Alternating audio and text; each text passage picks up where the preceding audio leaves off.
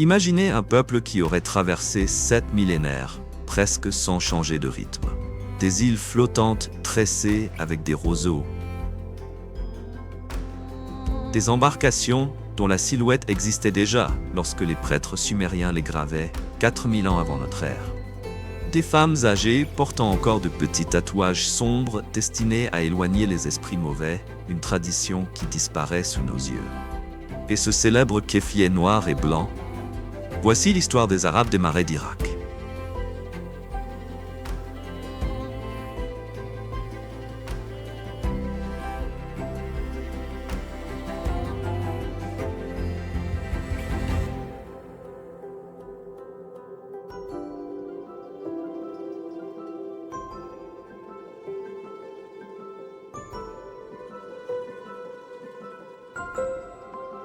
Une tribu vieille de 7000 ans, comme suspendue hors du temps. Sur la plupart des cartes, l'Irak apparaît comme une terre de désert, un immense paysage brun qui semble s'étendre à l'infini. Pourtant, tout au sud du pays, là où le Tigre et l'Euphrate finissent par se rejoindre, se cache un monde que la planète a presque oublié. Dans les années 1970, cette zone humide couvrait près de 9000 km², soit environ la superficie de 3 Connecticut. Ce sont les marais de Mésopotamie, les plus vastes zones humides du Moyen-Orient et l'un des plus anciens paysages habités de l'histoire humaine. Ce n'est ni Venise, ni Amsterdam. Ici, les canaux existaient déjà lorsque les pyramides n'étaient encore qu'un projet. 4000 ans avant notre ère, les pêcheurs sumériens poussaient leurs bateaux dans ces mêmes passages d'eau. Les roseaux étaient là, les buffles aussi, les barques à fond plat aussi. Même la crème de lait de bufflonne, servie au petit déjeuner, semble venir d'un autre âge. Si vous avez lu la Genèse ou le Coran, vous avez déjà croisé ce lieu. Depuis des siècles, des théologiens avancent que le jardin d'Éden aurait pu se trouver ici, dans le sud de l'Irak. À environ 80 km au nord de Bassora, là où les deux fleuves s'unissent, une souche desséchée se dresse encore. Les habitants disent qu'elle serait le dernier vestige de l'arbre de la connaissance, celui du récit d'Adam. La première trace écrite de cette région vient d'une tablette d'argile, la Genèse d'Éridu, gravée par des scribes sumériens il y a plus de 4000 ans. Elle raconte un immense déluge qui aurait englouti l'humanité, un récit qui deviendra plus tard l'histoire de l'arche de Noé. 2. Qui sont les madames? Qui vit donc dans ce paradis vieux de 7000 ans? Leur nom vous est peut-être inconnu, et leur histoire l'est encore davantage. Pour les étrangers, ce sont les Arabes des marais. Pour leurs voisins du désert, ce sont les madames. Mais dans leur propre langue, ce mot n'est pas vraiment flatteur. Il s'agit du nom que les Bédouins urbanisés donnaient aux habitants des basses terres. Eux préfèrent se définir comme Awari, les gens des Awars, ou simplement par le nom de leur tribu. Bani Assad, Bani Tamim. Depuis au moins 6000 ans, ils construisent des maisons de roseaux semblables à celles des Sumériens et élèvent les mêmes buffles que les peuples qui bâtirent Uruk et Ur. Ce n'est pas une simple image romantique. En 2011, une équipe de généticiens dirigée par Nadia Al-Zahiri a publié une étude sur l'ADN des hommes arabes des marais. Leur lignée du chromosome I correspondait à celle des anciennes populations mésopotamiennes qui ont fondé les premières villes du monde. Dans un sens biologique très concret, ils sont les descendants vivants de ceux qui ont inventé l'écriture, la roue et l'idée même de la ville. Avant que tout ne bascule, près d'un demi-million de personnes vivaient ici. Aujourd'hui, il ne reste qu'entre 20 000 et 80 000 résidents permanents. Les marais se vident peu à peu. Les petits-enfants des Sumériens se dispersent vers Bagdad, Bassora, la Suède ou Sydney. Nous y reviendrons. Mais d'abord, entrez dans l'une de leurs maisons, car rien, absolument rien, ne ressemble au bâtiment que vous connaissez. D'où venez-vous? Et à quelle heure regardez-vous cette vidéo? Maison de roseaux et îles flottantes. Quand le batelier vous dépose au cœur des marais, vous ne posez pas le pied sur une terre ferme. Vous montez sur une île flottante. Et il en existe deux sortes. La première s'appelle Kibasha. Elle est naturelle. Des roseaux et du limon s'y accumulent pendant des siècles jusqu'à former une plateforme spongieuse capable de porter tout un troupeau de buffles. La seconde, la Chibayish, est entièrement construite par l'homme. Les villageois coupent des tonnes de roseaux, les tressent en nattes épaisses, puis les recouvrent de boue et d'argile jusqu'à faire naître une nouvelle île au-dessus de l'eau. Certaines atteignent 6 mètres d'épaisseur. Elles sont fabriquées ainsi depuis bien avant que la première roue ne tourne à Sumer. Sur ces îles se dressent les maisons appelées sarifas. Elles sont faites de roseaux dorés, assemblés en faisceaux et attachés avec des cordes de palmier pour former des arches parfaites, sans clous, sans briques, sans béton. Quand le photographe Edward Oxenschlager a comparé ces images des années 1990 aux reliefs gravés sur des tablettes sumériennes plusieurs millénaires plus anciennes, il a constaté que le modèle était identique. Même arche, même porte. Les roseaux s'appellent kasab. Leur espèce, Phragmites australis, peut atteindre 7 mètres en une seule saison. Les Sumériens les mentionnaient déjà dans l'épopée de Gilgamesh. Puis il y a l'édifice le plus imposant, la cathédrale des Marais, le Mudif.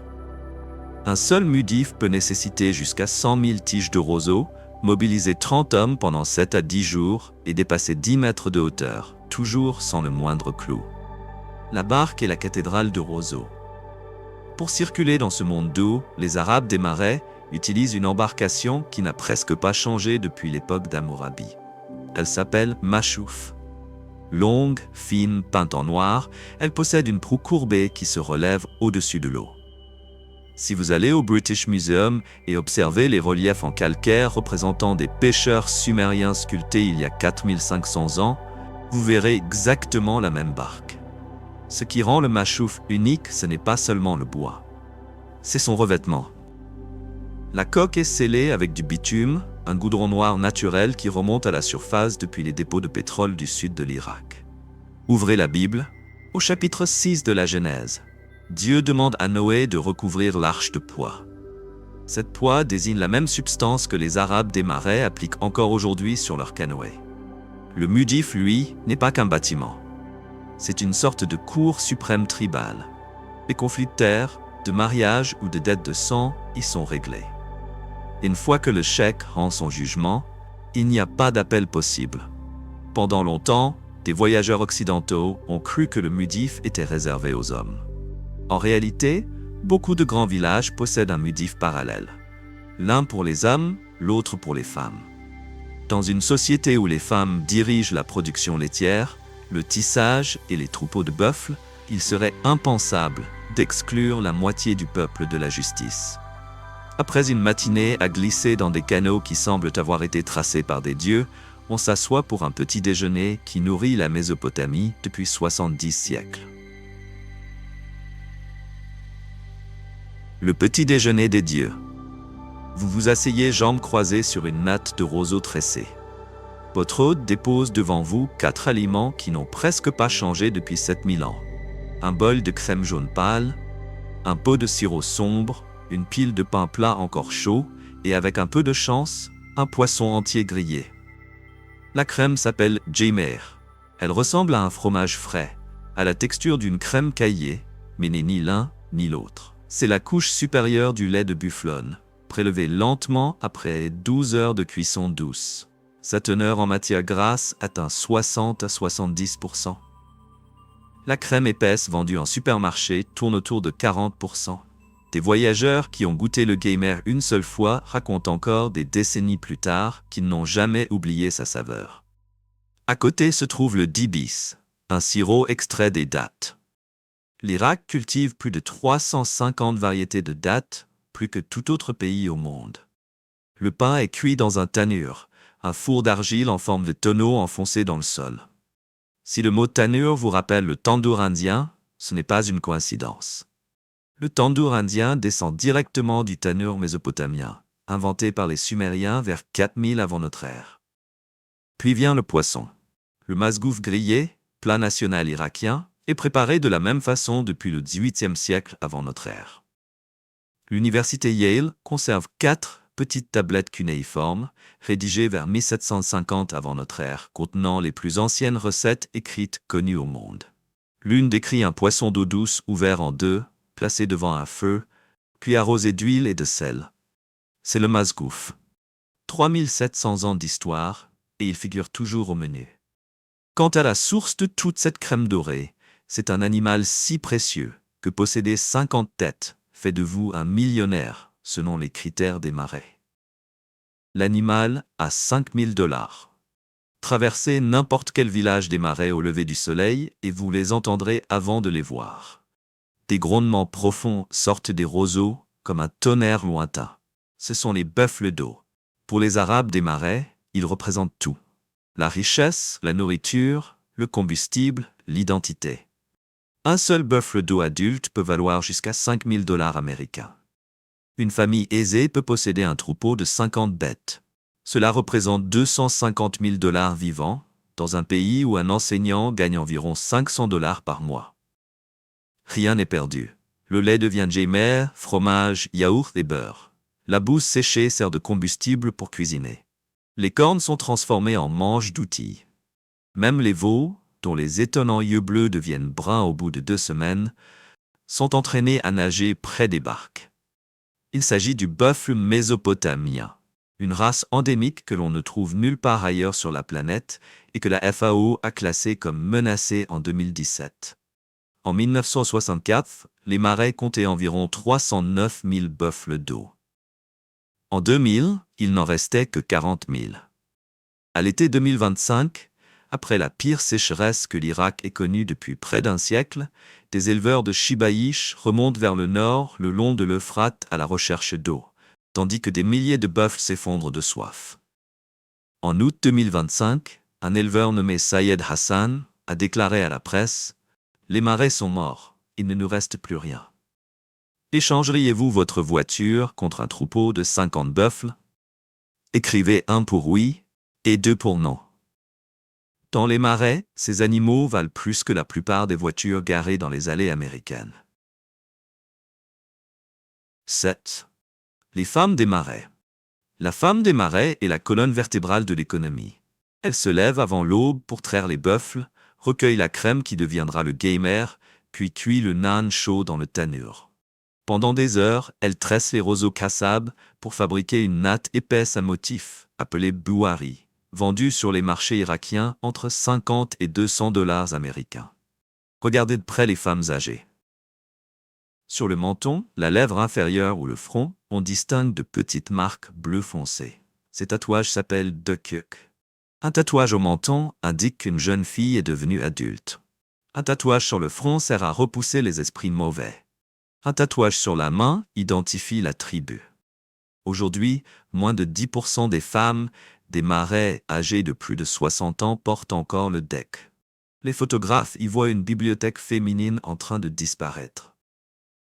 Les familles des marais sont connues pour être très nombreuses. Les anthropologues ont relevé une moyenne de 12 enfants par famille. Le mariage traditionnel, appelé tashrifa, dure 7 jours. Le 3e jour est consacré à la nuit du henné. Le 5e jour vient la zafa, lorsque la mariée est conduite vers sa nouvelle maison dans une procession de bateaux décorés. Le 7e jour se tient le grand festin familial. Après l'écocide des années 1990, lorsque les hommes furent envoyés à l'armée ou poussés vers les camps de réfugiés, ce sont les femmes qui ont maintenu les marais debout. Elles ont vendu le lait, tissé les buwaris, élevé 12 enfants dans des huttes de roseaux à 2 pièces, avec leurs tatouages encore légèrement bleus sous le soleil du désert. Elles sont la force silencieuse qui a permis à tout un peuple de survivre. Et ce peuple possède un code de conduite qui a résisté aux empires et aux invasions. Les tabous et le code du café. Tout commence avec le rituel du café. L'hôte verse le café depuis une haute cafetière en laiton appelée dalla, dans une tasse minuscule, à peine plus grande qu'un dé à coudre. Il reste debout devant vous.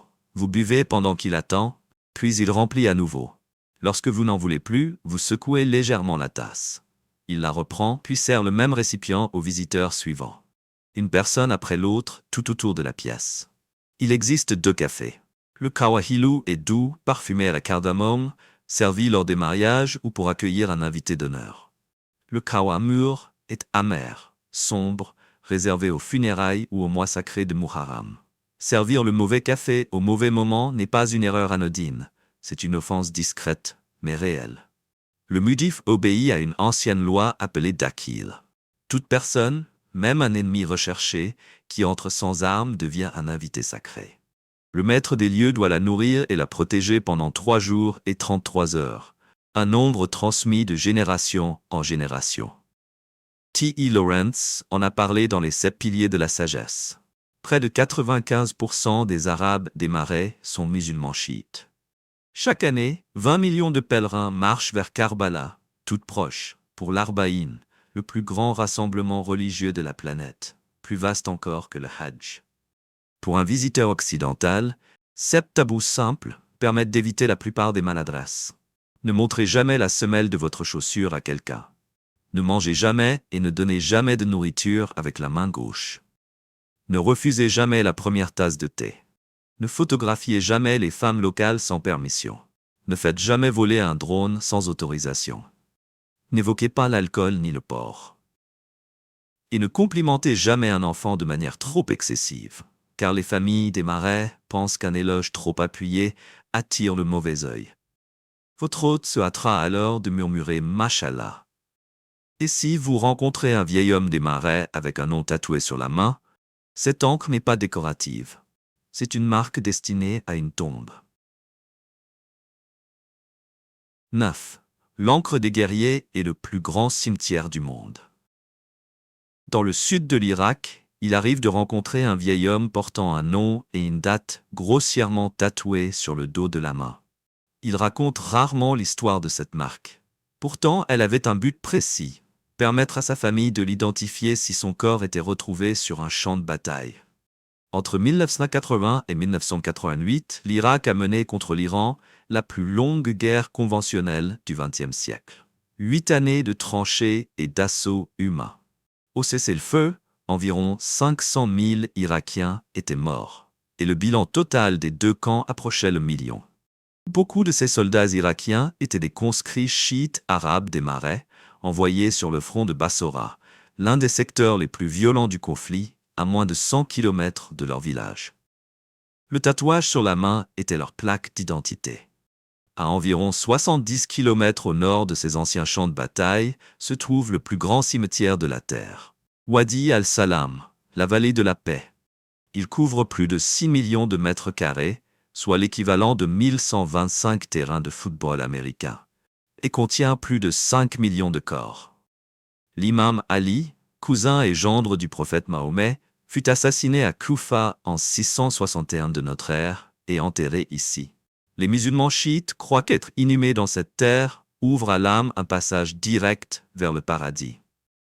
Le cimetière est actif sans interruption depuis 14 siècles et s'agrandit chaque année d'environ 50 000 nouvelles sépultures.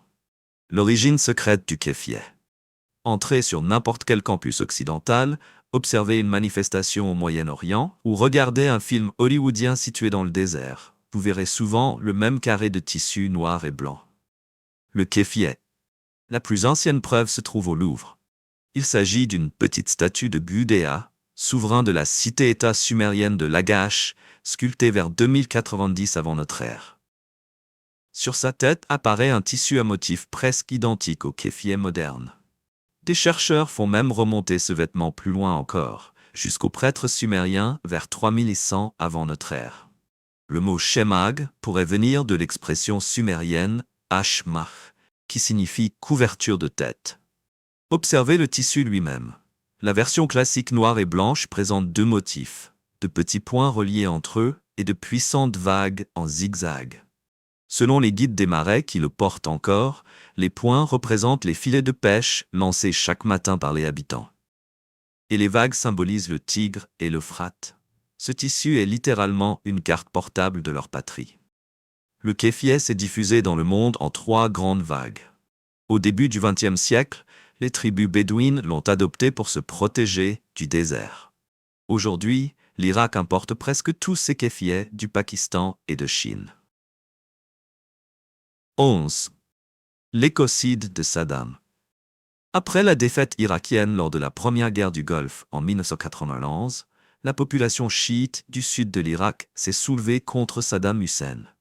De nombreux rebelles se sont réfugiés dans les marais, l'un des rares endroits où l'armée ne pouvait pas les poursuivre facilement. Si Saddam ne pouvait pas atteindre les rebelles, il allait supprimer les marais eux-mêmes. Entre 1991 et 1993, ses ingénieurs ont mobilisé 100 000 ouvriers pour creuser 6 immenses canaux et construire près de 5 000 km de digues. Chacun portait un nom de propagande. Le fleuve Saddam, long de 565 km, détournait le Tigre. Le fleuve de la mer des batailles détournait l'Euphrate. Il y avait aussi la couronne des batailles, le fleuve de la gloire, le canal de la loyauté au guide. Ensemble, ces ouvrages ont vidé les zones humides de l'euro. En 2000, les Nations Unies estimaient que 90% des marais avaient disparu. Des chars furent photographiés roulant sur une terre craquelée, là où des bateaux flottaient encore 10 ans plus tôt. Plus de 200 000 Arabes des marais furent déplacés. De cette catastrophe est née une renaissance remarquable. Azam Al-Wash, ingénieur hydraulicien irako-américain, a quitté Los Angeles en 2003 pour revenir à Bagdad. En 2004, il a fondé Nature Iraq et élaboré un plan pour ramener l'eau. En 2013, il a reçu le prix Goldman pour l'environnement et en juillet de la même année, le gouvernement irakien a déclaré les marais premier parc national du pays. Ce que Saddam avait fait a contribué à nourrir un mouvement mondial visant à faire reconnaître l'écocide comme 5e crime international. À partir de 2003, les marais ont commencé à renaître. Puis, une nouvelle menace est apparue, cette fois au-delà des frontières de l'Irak. Les guerres de l'eau, le Tigre et l'Euphrate, ne naissent pas en Irak. Les deux fleuves prennent leur source dans la fonte des neiges des montagnes d'Anatolie orientale, dans l'actuelle Turquie. Environ 70% de l'eau qui atteint l'Irak vient de l'extérieur. Et depuis 3 décennies, ces régions en amont retiennent une grande partie du débit. Grâce à un vaste programme appelé Projet d'Anatolie du Sud-Est, la Turquie a construit 22 grands barrages sur le Haut-Tigre et le Haut-Euphrate. Le barrage Atatürk sur l'Euphrate possède une capacité de réservoir de 48 km3, soit 5 fois la consommation annuelle d'eau douce des Émirats arabes unis. Le barrage d'Ilessu sur le Tigre a été achevé en 2020. À l'est, l'Iran a développé son propre réseau de dizaines de barrages et a redirigé le fleuve Karun vers son territoire. L'Irak se retrouve pris en étau des deux côtés. Pendant des années, des experts ont prédit que les fleuves pourraient s'assécher d'ici 2040. Cette prévision n'appartient plus au futur. En août 2025, l'Irak a officiellement déclaré vivre son année la plus sèche depuis 1933. Les niveaux du Tigre et de l'Euphrate ont chuté de 27%. Et une évaluation des Nations Unies publiée en 2024 a constaté qu'environ 70% des marais étaient désormais privés d'eau. L'ONU prévoit que l'Irak pourrait perdre jusqu'à 7 millions d'agriculteurs d'ici 2030. Le pays qui a offert au monde la culture du blé il y a 7000 ans importera plus de la moitié de son blé. Et pourtant, quelque part dans ces marais, Abu Haider, le batelier légendaire qui a accueilli des voyageurs venus des 4 coins du monde, pousse encore chaque matin son machouf sur l'eau. Car dans les marais, l'espoir porte un sourire obstiné. 13. L'espoir dans les roseaux. En juillet 2016, l'UNESCO a inscrit les marais de Mésopotamie au patrimoine mondial sous le numéro 1481, avec le titre officiel « Les Awars du sud de l'Irak ». C'est l'un des rares sites mixtes au monde reconnu à la fois pour sa valeur naturelle et culturelle.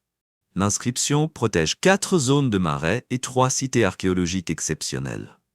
Ur, que le livre de la Genèse présente comme la ville natale d'Abraham.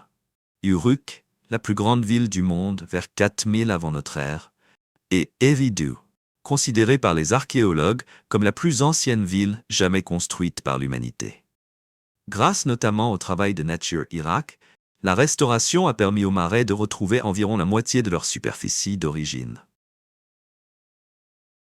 L'histoire des marais n'est pas seulement une histoire d'eau, de roseaux ou de poissons. C'est l'histoire d'un peuple qui refuse de disparaître. Si cette histoire vous a touché, abonnez-vous à la chaîne, partagez cette vidéo et découvrez aussi ce que nous avons trouvé au Yémen, une autre civilisation qui lutte pour survivre. Vous pouvez également regarder notre enquête approfondie sur l'Iran. À très bientôt dans une prochaine vidéo.